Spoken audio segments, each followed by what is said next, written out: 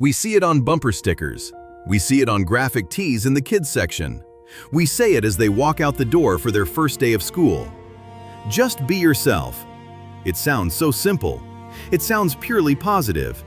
It sounds like the ultimate, liberating piece of parenting advice. Until you actually stop and think about it. Because eventually, most parents reach a point where the phrase, "just be yourself," starts to feel a little complicated. If we are being honest, be yourself is a terrifying instruction, even for adults. Imagine walking into a high-stakes job interview or a blind date and someone whispers, "just be yourself." You immediately think, which version? The one who binge-watches reality TV in sweatpants? The one who gets irrationally angry at slow drivers? Because I don't think they want that self. Now, hand that same existential crisis to a 7-year-old. The reality of helping a child develop a clear, stable sense of self is not straightforward. It is a messy, chaotic, deeply confusing process, especially because they are growing up in environments absolutely saturated with expectations. They are swimming in comparisons. They are drowning in feedback. There is a constant, subtle, invisible pressure pressing down on them every single day, whispering exactly how they are supposed to behave. Let's start at the beginning. In early childhood, identity is not a fixed destination.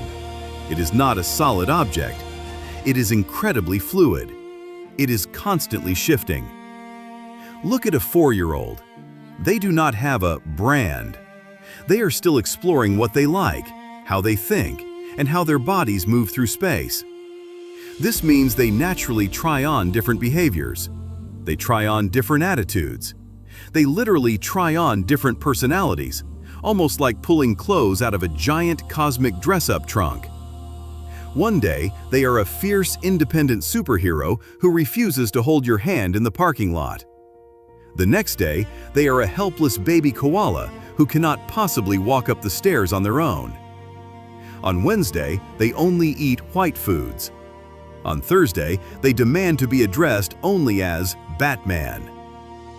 This experimentation is not confusion. It is not a sign that they are broken. It is a biological necessity. They are testing different versions of themselves to see what fits. They are gathering data. If I scream, what happens? If I share my toy, how does that feel? If I make this weird face, will mom laugh? Through these wild, unpredictable variations, they begin to map out the world. They learn what leads to connection. They learn what leads to disconnection. And over time, these chaotic experiences begin to form patterns. Those patterns eventually harden into a more stable sense of identity. But here's the catch. This process does not happen in a vacuum. One of the strongest, heaviest influences on a child's identity is feedback. Direct feedback, indirect feedback, the praise of a teacher, the sigh of a parent, the laughter of a peer. Feedback is essential for learning, of course. If they hit their brother with a plastic shovel, we want to give feedback. But the type, tone, and consistency of our feedback shapes more than just their manners. It shapes how they begin to see themselves. When certain traits are consistently praised, when we constantly tell them, "You are such a quiet helper," or "You are always so agreeable," or "You never cause any trouble," children take notes. They begin to emphasize those traits. They highlight them. They bold them. They put them in a larger font. Not necessarily because those traits genuinely reflect who they are on the inside, but because they are highly effective tools for maintaining your approval. And this is where a subtle, dangerous shift happens. The balance tips. It shifts from exploration toward optimization. The goal of their childhood is no longer discovering who they are. The goal becomes refining what works. This is where things get genuinely fascinating and a little funny, Because children are not just innocent little sponges. They are remarkably sharp. They are brilliant at detecting patterns in what gets rewarded. They can adjust their behavior faster than most seasoned politicians. They become, only half-jokingly, tiny behavioral strategists, little PR managers for their own lives. They begin to carefully, meticulously select which version of themselves to present, depending entirely on the audience. At home, with strict parents, they may be calm, cooperative, and helpful. At school, with a demanding teacher, they may be hyper-attentive, anxious, and responsible. With their friends on the playground, they might be loud, bossy, and completely wild. Now, a certain level of social flexibility is normal. We all code switch to some degree. You don't talk to your boss the way you talk to your best friend. But the challenge arises when this flexibility stops being about adaptation, when it becomes about fragmentation. When the child slices themselves up into so many different pieces to please so many different people, that they completely lose a consistent internal reference point. They forget where the center is. This leads to a very specific, very common modern phenomenon. You will see a child who appears incredibly confident and capable in a structured setting. They can follow a rubric perfectly. They can run a school assembly. But sit them down on a Saturday morning and ask them an open-ended question. What do you want to do today? What do you think about that movie? What are you hungry for? And they freeze. They completely short-circuit, because those questions require internal access. They require reaching inside and pulling out a genuine preference. But if their internal access hasn't been exercised, if that muscle has completely atrophied because they've spent their whole life scanning the room for the right answer, the genuine answer doesn't come easily. They look at you, panic in their eyes, and say, "I don't know. What do you want me to want?" And let's be fair, the modern environment does not make this easy, at all. Children today are not just dealing with the expectations of their parents and a few teachers. They are exposed to a massive, relentless wave of influences at a startlingly early age. They have media. They have complex, hyper-connected social dynamics. They have screens feeding them curated, optimized versions of humanity 24/7. All of this provides thousands of additional models to compare themselves against. It creates a heavy, constant pressure to perform, rather than to just exist and explore. At some point, usually around late elementary or middle school, many children have a quiet realization. They realize that certain, highly filtered versions of themselves receive glowing, positive reactions, and the messier, louder, weirder versions of themselves receive silence, or worse, correction. This awareness helps them navigate the social hierarchy, sure, but it also creates a powerful urge to filter themselves, to adjust their behavior in ways that actively reduce their authenticity. They do the math, and they decide that the perceived cost of being fully, weirdly themselves is simply too high. This tragedy doesn't happen all at once. It doesn't happen in a dramatic, movie-style breakdown. It happens in tiny, invisible, repeated adjustments. It happens when a child has a bizarre, funny thought, but chooses not to share it because someone might think it's cringe. It happens when they suddenly change how they laugh. It happens when they stop wearing their favorite bright yellow shirt because someone at recess made a comment about it. It happens when they avoid expressing a preference for a game, just going along with the group to stay invisible. Over time, these hundreds of small, daily self-betrayals accumulate. They form a concrete pattern, a pattern that fundamentally shapes how they relate to themselves. One of the sneakiest outcomes of this pattern is hypervigilance. These children become highly, almost supernaturally skilled at reading the room. They walk into a kitchen and instantly know if mom is stressed or dad is annoyed. They understand exactly what others expect of them, and they adjust themselves to fit that exact shape before anyone even asks. Society often praises this. We call it high emotional intelligence. We say, "Wow, they are so empathetic.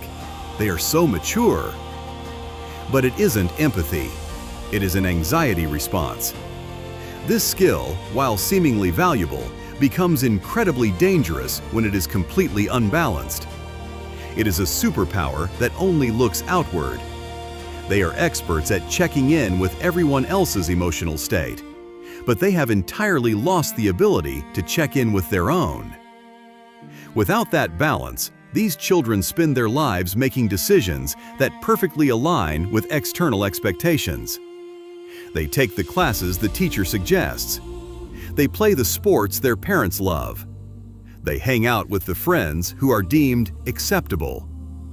Meanwhile, their internal preferences remain starved, underdeveloped, unclear.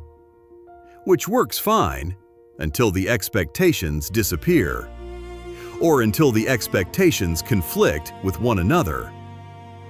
What happens when Dad wants you to be an athlete, but Mom wants you to be a scholar, and your friends want you to be a rebel? The system crashes. And this crash usually happens right as they step into adolescence. As children become teenagers, this dynamic suddenly steps into the spotlight, because the questions they face are no longer about what game to play at recess. The questions become massive, complex, terrifying. Who are you? What are your values? What is your long-term direction in life? Without a strong internal framework, without a well-exercised compass, these decisions feel like standing at the edge of a cliff. The teenager becomes entirely overwhelmed. They fall into deep indecision, or worse, they completely outsource their identity to the loudest external validation they can find. They become whatever TikTok, or their boyfriend, or their friend group tells them to be. At this stage, looking at a stressed, lost 16-year-old and saying, "Just be yourself," feels less like helpful advice. It feels like handing them an instruction manual with the most important pages ripped out. If the process of discovering that self was shut down years ago in favor of compliance and optimization, the instruction literally lacks a reference point. They want to scream, "I would love to be myself. Can you introduce me to them? Because we haven't spoken in a decade." It is frustrating for the child, and it is agonizing for the parent observing it. Because as parents, we hate watching our kids flounder. We hate watching them look lost. So what do? We do what we always do. We try to fix it. We offer guidance. We offer helpful suggestions. "You used to love painting, why don't you do that? You're so good at math, you should join the robotics club. Why don't you hang out with Sarah? She's nice." We offer solutions, and it is completely understandable. It comes from a place of deep love. But if we overuse this, if we constantly hand them the map instead of teaching them how to read the stars, we unintentionally reinforce the exact same toxic pattern. We reinforce their reliance on external direction. They continue to look outward, to us, for the answers, rather than doing the hard, messy work of developing confidence in their own judgment. This does not mean we abandon them to the wilderness. It doesn't mean guidance should be entirely removed. It means the type of guidance needs to change. We need to adjust our approach to deliberately create space. Wide, empty, sometimes uncomfortable space. Space for the child to think. Space for them to reflect. Space for them to arrive at their own conclusions, even if those conclusions are incredibly inefficient. Even if those conclusions are, to your adult brain, immediately and obviously incorrect. Because the final answer is not the point. The process of arriving at the answer is what builds internal clarity. This is where we desperately need to inject some humor into parenting. Identity development is treated like it is so incredibly serious, like it is a high-stakes bomb defusal. Every choice, every phase, every haircut feels like it is going to permanently alter their permanent record.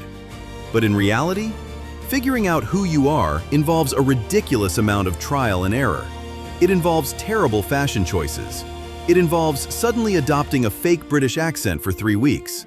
It involves passionately declaring that your life's mission is to become a professional YouTuber who reviews different types of moss. It involves a lot of very questionable decisions. And as parents, allowing space for lightness and humor can massively reduce the pressure to get everything right on the first attempt. If your child tries out a new aesthetic, let's say entirely neon clothing combined with combat boots, and it looks completely ridiculous, it is not a failure. It is not a reflection on your parenting. It is just part of the broader, messy exploration. If we respond to these phases with tight-lipped correction, "You are not wearing that out of the house," we force them to retreat into safer, more predictable, more boring options. But if we respond with curiosity and a little bit of a smile, "Wow, that is a bold look. What's the inspiration behind the neon green?" We encourage continued experimentation. We teach them that trying something new is safe. Over time, children who are given this massive runway, this space to explore, look foolish, reflect, and adjust, tend to develop a much more integrated sense of self. Their behavior stops being entirely dependent on who is in the room. It becomes informed by a deep, quiet, internal understanding. An understanding that remains relatively stable, whether they are with their grandmother, their teacher, or their rowdiest friends. This doesn't mean they become rigid. Adaptation is still a necessary human survival skill. They will still know to use their inside voice at a library. But it creates a beautiful, healthy balance. They can adjust their behavior to the environment without losing their sense of direction. It is exactly the difference between having an internal compass and relying solely on road signs. Road signs can be knocked over. They can point the wrong way. They can be missing entirely. If you only follow signs, you will eventually get lost. But if you have a compass, you can navigate any terrain, even in the dark. We also have to deeply internalize that identity is never actually finished. It is not a cake that you bake, frost, and put on display. It continues to evolve. You are not the same person you were at 15, or 25, or 35. The goal of parenting is not to help them arrive at a final, fixed definition of self. The goal is to help them develop the tools to engage with that evolution, to be flexible, to be self-aware, to know how to meet themselves at every new stage of life. We do not contribute to this by defining who they should be. We contribute by creating a greenhouse, an environment where 100 different aspects of the child can safely emerge, where their loud parts, their quiet parts, their weird parts, and their angry parts can all be recognized and understood. Even when they are wildly inconsistent, even when they are frustratingly in progress. Because those inconsistencies are not bugs in the system, they are features. They are the stepping stones on the path toward coherence. So, what does this look like in the living room on a Tuesday night?